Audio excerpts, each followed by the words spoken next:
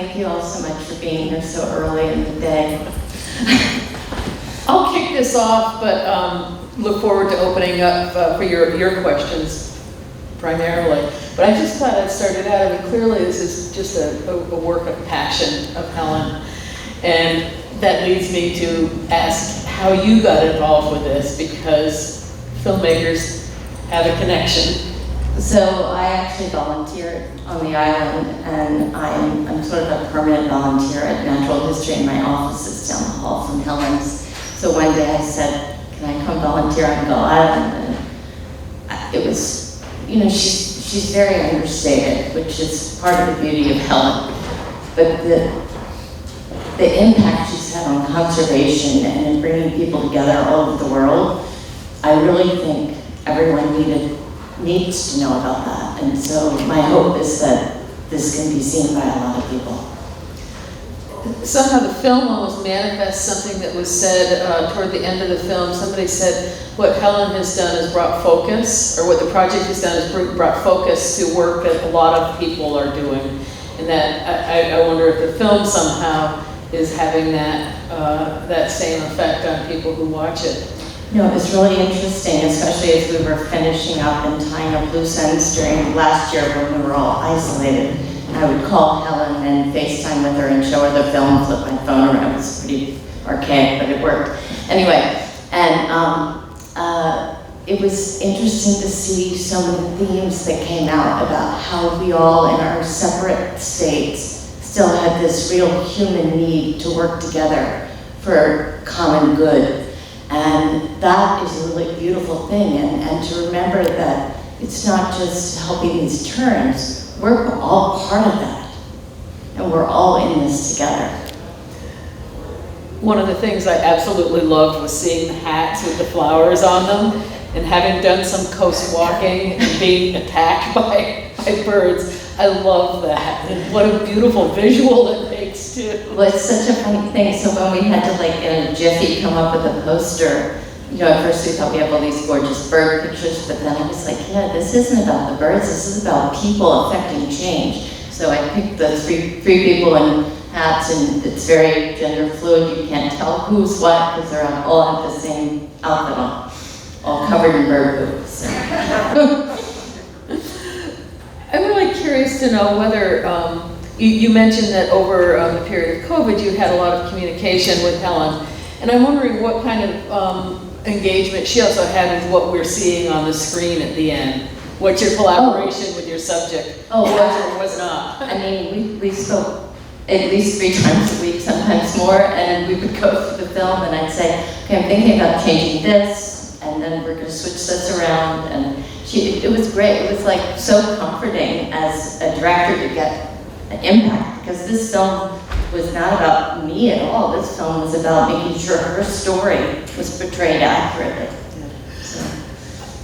I was so amazed by the end of this film and the connection, the worldwide connections that you got to be witness to, and that they happened during the period of time, I guess, that you were making the film is really remarkable.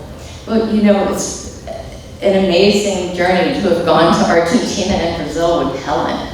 I mean, that was really cool. Plus all the people. And I went to the Azores with Grace and Matt, and just one of our photographers. And I mean, that was amazing too. Just seeing how these birds are not limited by these artificial boundaries and borders that we put up in our world. Our world is our world, and we need to remember that we're all part of it and we're all connected. Yeah. The relationship also between the birds and the fish and the people, and how the birds are actually helpful to the fishermen, was remarkable. And also noticing the deformities in the birds help protect us, and Helen was the first person to figure that out. I mean, it's pretty cool. And then to see the circle with the monarchs at the end was a really lovely way to remind us that it's bigger than terns and us. It's huge. It's the world. It's all interconnected. And so every species and I mean, there's also a great quote in the beginning that Matthew now says that no matter how little you do or how much you do, it doesn't matter. It's all important. It's all necessary. So we should all remember that in everything we do all day. I'd really like to open it up to questions. If any of you have a question that I haven't thought of. I'm curious, is this your first stop? Are you going to festivals in South America?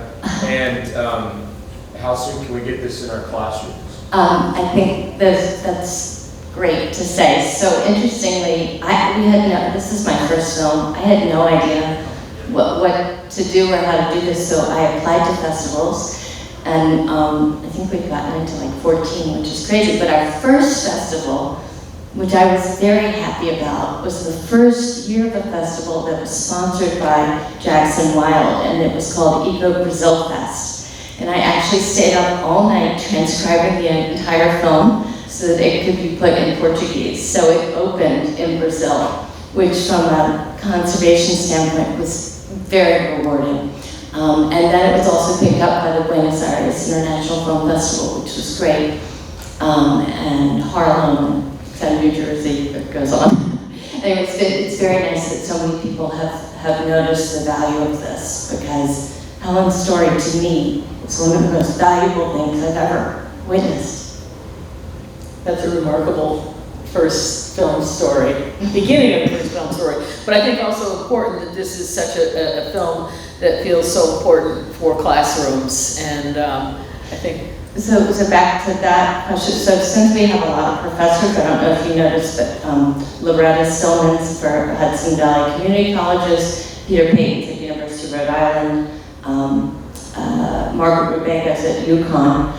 And so when we're showing in areas near there, we're trying to get as many college students involved as possible. In fact, we're doing a fundraiser for Gull Island at the Katharine Hepburn Theater in Old Saybrook in October, and we're having student prices, so trying to attract as many. But my hope is it would end up at a university, but also in a high school.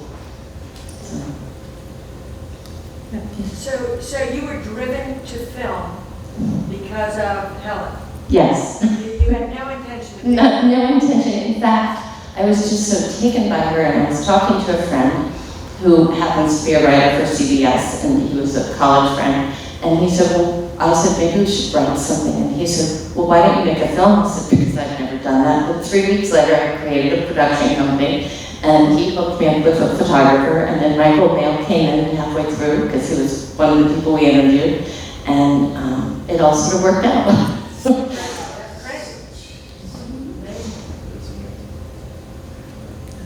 How has all this been funded?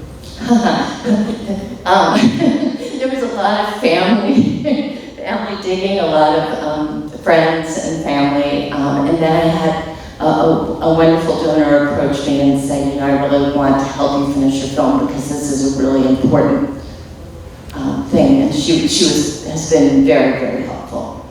So. Yes, I think first of all, remarkable.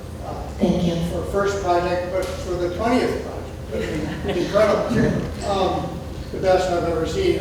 I'm an Audubon guy. I'm wondering, have you coordinated with other groups like this so this kind of film can get wide exposure? Because it's exciting. So in April, actually, I was supposed to do it April of 2020, and then that didn't happen. But the Linnean Society in New York, which is where everything all started, and they meet at Natural History, invited me to show the film. And so we did it online this year, and we had 200+ viewers or whatever. And it was so well received, that was great. And then I've gotten calls from Pasadena Audubon, and I think the Connecticut Audubons are going to be involved with the Kate showing. I feel like Audubon is an obvious way to go. And I'm happy to share it, because I think the more knowledge there is, the better we all are, better off we all are. So.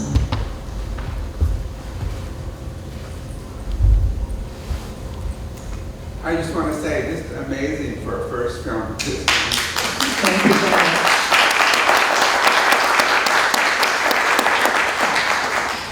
thank you so much. And if if anybody has a final question, happy to entertain. Yes. What year did you start? Oh, yeah, that's a good point. So I broke my shoulder on the 18th of April in 2016, and we began filming, meaning I got on a boat and stayed on Gull Island with a broken shoulder on the 20th of April in 2016. We filmed we pretty much filmed everything by early 18, and then we went back and did a few nature shots because I knew what we needed to fill in with because I'd already structured the film. And following also the life cycle of the birds became just a natural way to structure, because that was hard, and then having pie and all the international stuff.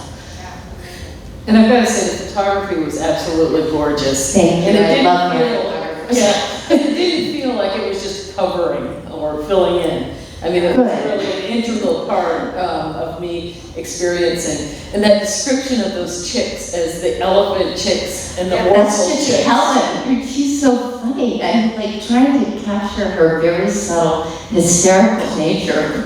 It was really something I wanted to do. But it was great. And the final shot of her grabbing the The drone. drone. I'm catching the electronic, the fake bird. Right, right.